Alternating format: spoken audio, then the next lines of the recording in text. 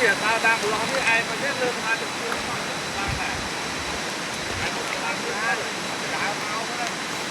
Ra phải gặp nó con lên rồi. Ê, cũng lên hơi lên nhá đi.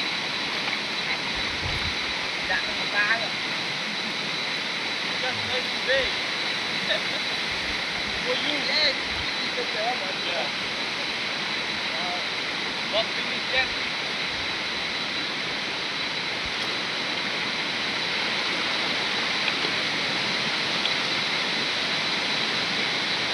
Tao luôn á. Rồi cái nhà của mình phải đi qua đằng đây cha. Đó, cho con đau cho mình luôn. Như bên khai đây không? Đang này, good work. Good work.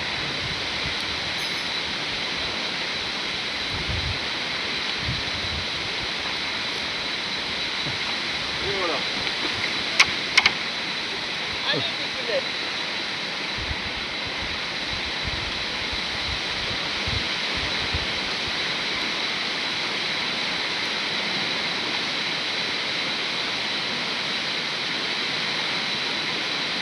Thế là anh đây thôi rồi, thôi.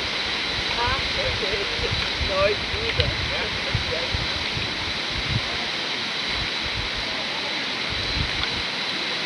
Twitter dân người suy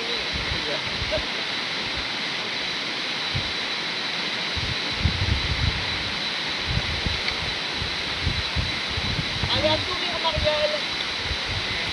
Ủa, nhưng đã lương xóa là đã gì đây? Gì, đã gì?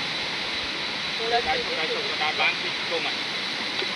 Cái cung có thật chào lại làm được với nhỉ?